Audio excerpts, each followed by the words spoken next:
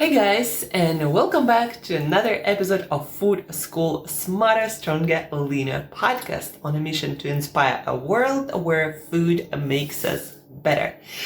Today, guys, first of all, it's 1st of December, guys. Time to set up some new aspirational goals, and what's even more important, to make some plans to support those goals, and probably what's even more important, to work the plan. So make the plan and work the plan, or plan the work and work the plan. I guess that's how the saying goes. Anyhow, today is December 1st, and we are starting this month with some sugar talk and some gut microbiome talk, and it's all related, guys. In our body, most of the things are related. We are different systems put together in one organism, so if something isn't working somewhere, it's probably gonna affect quite a few other systems, directly or not directly. These days, guys, a lot of people seems to be working on cutting sugar out of our lives, our meals, because it just doesn't do any good to human beings. And here are a few reasons why you might consider cutting out sugar, because what I noticed in my practice is when people really understand why something might not be serving them, they really start looking for ways to change that thing that isn't working for them, to cut it out like sugar, or to change it somehow when it's something else. But a lot of times we just don't understand why we should do that. Like, what's the big deal, with that cookie or that candy every other hour, or that syrup in my coffee, or that glass of soda, what's the big deal? So today we are talking about that. What's that big deal is about when it comes to sugar. So sugar, guys, one of the ways, many ways how sugar affects our life is sugar. When we eat sugar or when we drink sugar, a lot of people are consuming most of their sugar in forms of different drinks, sodas, Sprite, cola, or any other soda, even kombucha. If you put a lot of sugar in it, it's no different than Coke. No matter how many live bacteria was used to make that kombucha, there still might be a lot of sugars. So guys, be aware or beware of those drinks that might scream at you on the front label that they are healthy and good for you, but have tons of sugar. And how you know? You look at the label and see the amount of sugars that they put there. Not in all countries they put added sugars, but sugars almost in every country. On the nutrition label you can see the amount of sugar there is, and in most countries these days you can also see added sugars. And if there is a lot of added sugars, even if there is some added sugar, it means it's there. But anyhow, guys, so what sugar does when we consume it in any form, any added sugar, it crowds out other foods that do not contain any sugar.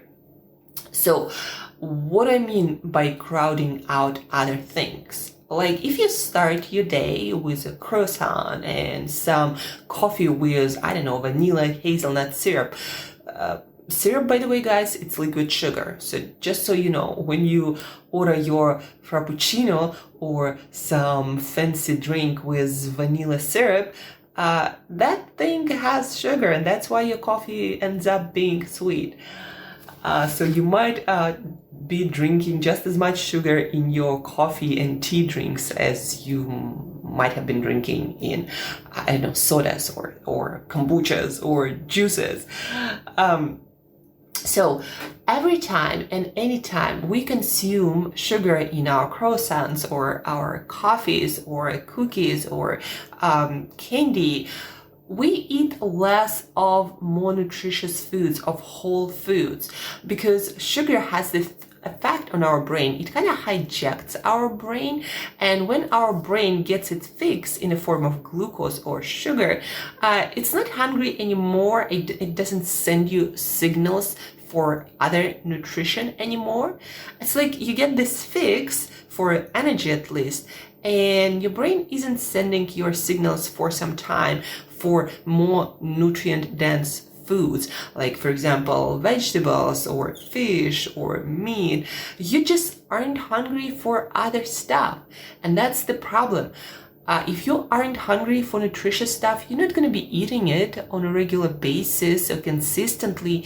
And if you aren't eating it, you aren't getting all the vitamins and minerals that your body still needs. And again, besides sensing that energy, that, those glucose levels, your brain doesn't sense a lot of other nutrients all that well. That's why people end up having all these deficiencies that end up being a lot of health problems, sometimes dangerous for our life. Like if you don't get enough vitamin C, for example, right? Your gums might start to bleed, or, teeth falling out, and your internal organs might start bleeding too, because vitamin C is involved in production of collagen that is in all the membranes and outer layers of our internal organs. So you might start having internal bleedings because you aren't having vitamin C. But your brain will not, in most cases, tell you, go and eat oranges. I mean, it might send you some signals that you need to eat something like green vegetables and fruit. That's what people back in days where vitamin C deficiency was common would say. Like sailors, they would come back home and they would crave all those plants that with vitamin C in them, and they would eat all these vegetables and fruit, and that they had like insatiable craving for those because they were missing vitamin C for so long. But besides, that's like really acute deficiencies, your brain rarely sends you such vivid images of foods that you need to be eating. So what I'm trying to get to is you aren't going to be feeling that you're missing vitamin, B1 that is essential for some nerve function, energy production. You aren't going to be getting those cravings, and when you get your sugar fix, you're not going to be hungry again for a lot of nutritious stuff.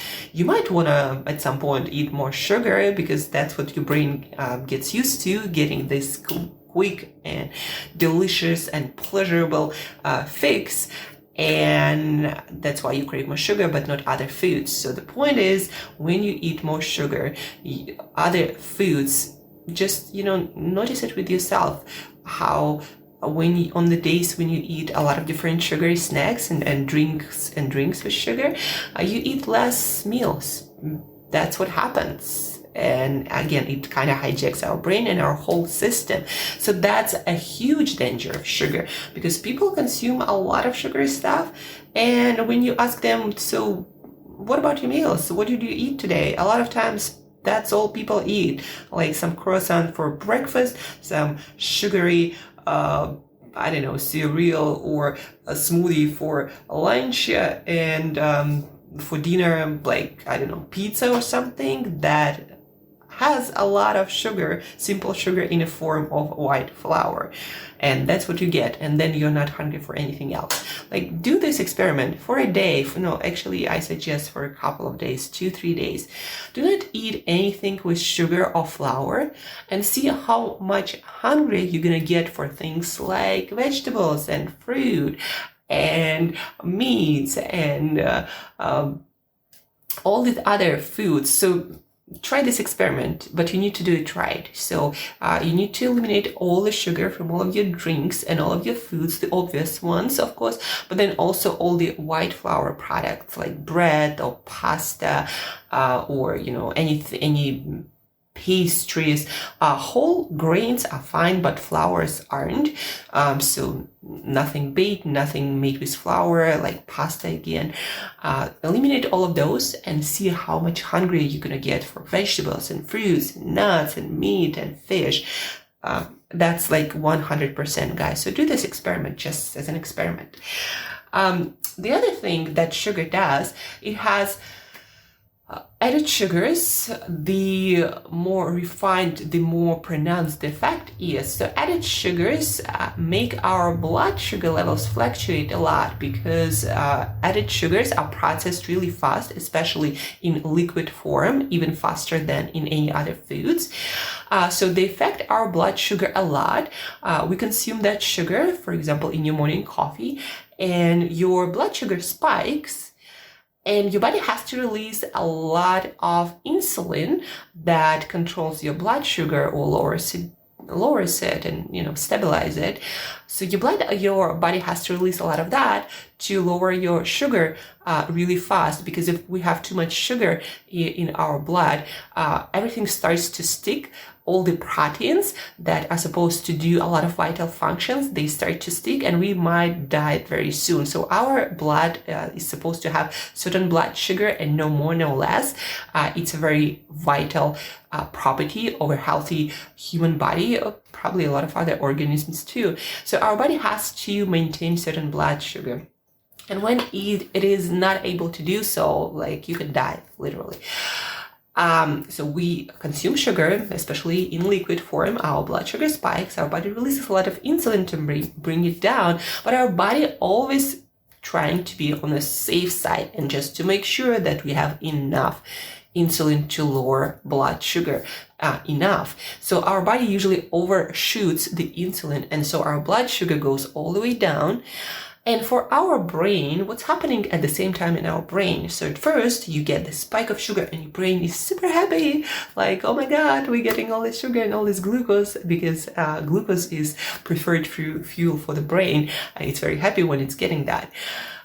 So your brain is like, oh my God, we have all this sugar. And then insulin comes in and it brings your blood sugar down, and a lot of times down, because again, to be on the safe side. So the body releases more insulin, and then blood sugar all of a sudden goes all the way down, and your brain now is like, oh my God, the blood is down, we are hungry, we aren't getting glucose, and we're gonna die. So that's what your brain is thinking when blood sugar goes all the way down because of the insulin. And then your brain will send sharp, fast signal that you need to get some of that fast glucose again, otherwise your brain gonna just shut down. And then that's where you get another craving for your sugary stuff, and you're gonna be reaching for more and eating again less nutritious stuff, because nutritious stuff does not deliver sugar that fast. But what also happens, every time that blood sugar goes up and down, you get a spike of energy, so you feel all energetic and ready to go. And then when the blood sugar goes down, you feel hungry and low on energy. But notice, guys, that is only perceived levels of energy. Like, our bodies, for most of us, have more fat that we can burn for energy then we need to run a marathon on an empty stomach. So we always have a lot of energy in our body itself in the form of fat. We are fat storing creatures. We store fat for energy. So we do have energy, but our brain thinks, because of all these blood sugar fluctuations, that we don't have any energy. And so now you're hungry, you're low on energy, perceived energy. You think you're low on energy when you aren't really. And you are reaching for that next sugary drinks. So what happens, guys? What I want you to understand, your blood sugar fluctuates. That affects your energy levels, perceived energy levels. And so you feel down or low on energy, or up once you get your sugar fix again. So up and down, and your productivity also goes up and down, and your emotions also go high, low, high, low, high, low. And that's what you are probably experiencing if you are eating sugary stuff on a regular basis. Up and down. Your productivity, your energy levels, your emotional states, because emotions are also highly correlated with your energy levels and your blood sugar levels.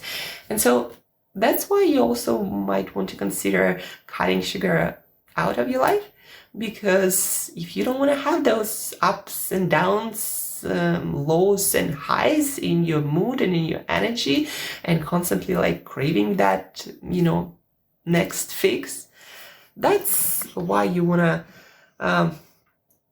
cut out sugar of your life. And there are many methods. We're not talking about those today, but that's another reason why you should really consider cutting out sugar of your life. Your personality, your life, your energy levels, they're all going to be so much more balanced. A lot of it has to do with sugar, guys. A lot of those stressors and emotional roller coasters, a lot of them has to do with sugar. My personality changed completely. I just don't get those anymore, like those blue moods, being low, being sad. I just don't get there because my blood sugar is stable.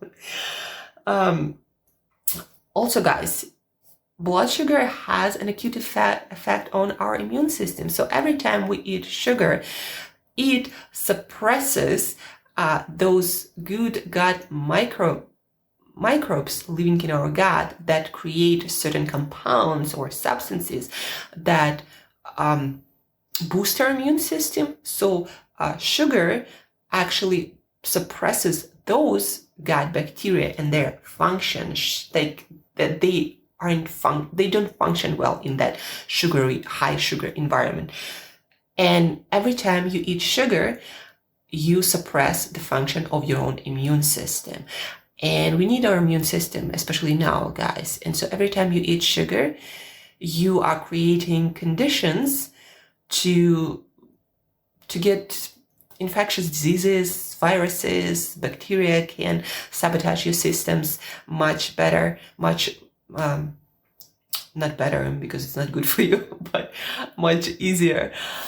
So every time you eat sugar, your immune system is compromised. You can Google, immune function and sugar consumption, and you'll find a lot of articles. And that's why it's also important to cut out sugar of our lives, because now we have pandemic. God knows what we can have, a year from now. So we need our immune system to be strong, and that's why we need to cut out sugar, at least for that, guys. And then there is this thing about sugar, guys. It feeds pro-inflammatory bacteria and different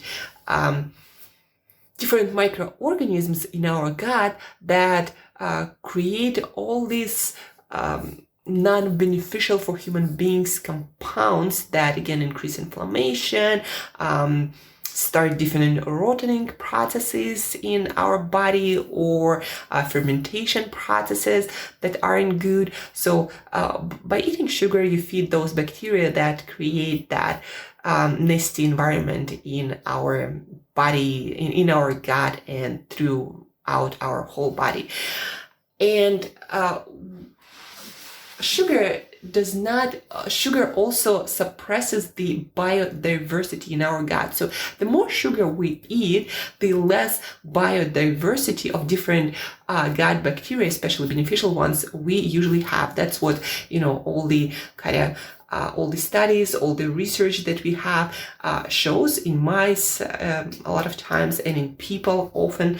And so I want to share with you this recent study out of University of Japan in Tsukuba, that they were investigating the connection between gut microbiome and sleep. They were doing it in mice because, mice are easier and more ethical to work with than start experiments that can negatively affect human health. So that's why, a lot of studies are on mice, not in people, because it's not ethical to do something that you think might harm someone's health. So anyhow, among the many negative health outcomes that may be driven by changes to our gut microbiome is poor sleep. So we just talked that sugar negatively affects biodiversity, or about biodiversity, different beneficial gut bacteria that are in our gut. So sugar affects it negatively. Sugar feeds bad guys, not good guys.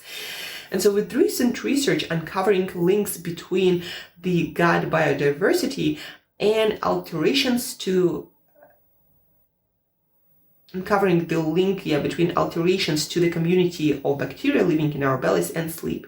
New study out of Japan's University of Tsukuba is shining yet more light on this relationship, describing how depleted diversity of microbes in the gut can lead to disrupted sleep in mice. And I'm just going to read you the conclusion.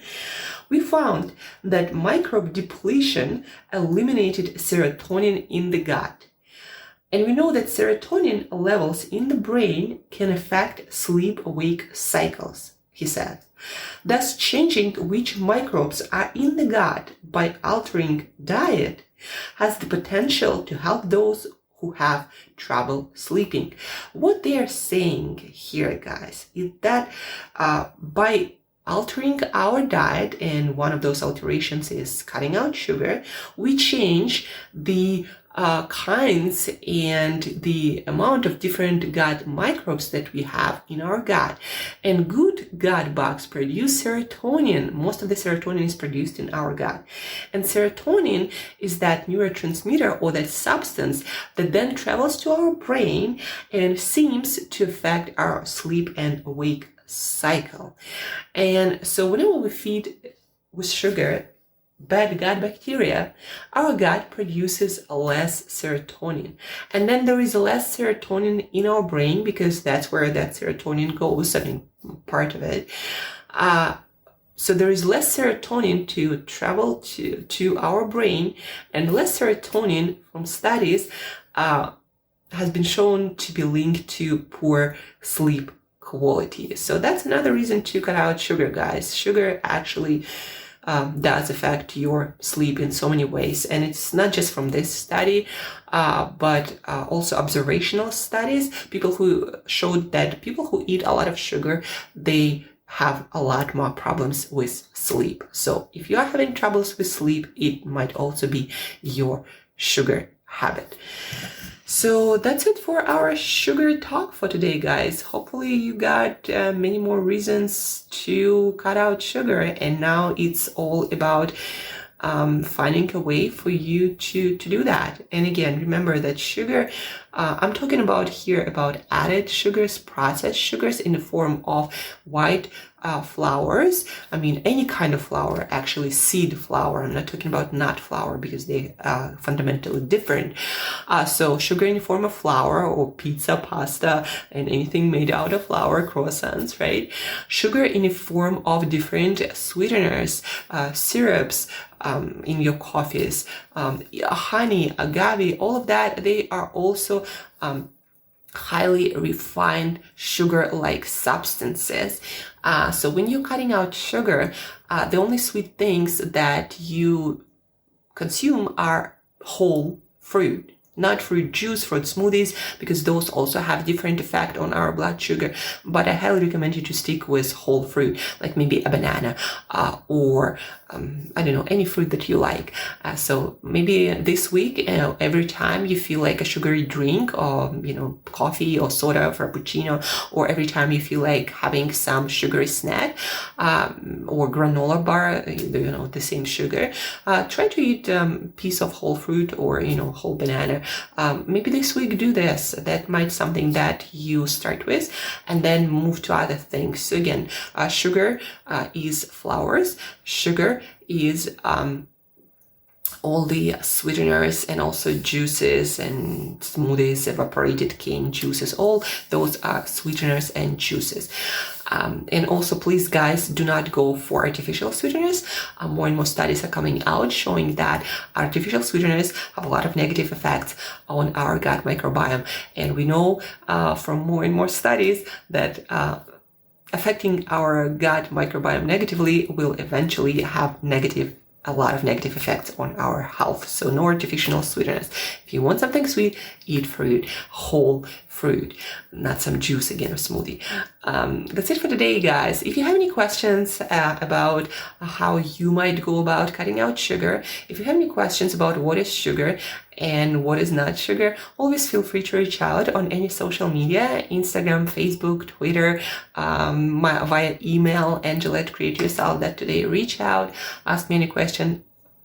I'm more than happy to help you out. And don't forget to share this episode with one other person who you might start working with, not working with, but who together with you might start working on cutting out sugar. So together we do everything better, guys. So please do share this episode, maybe with the whole family.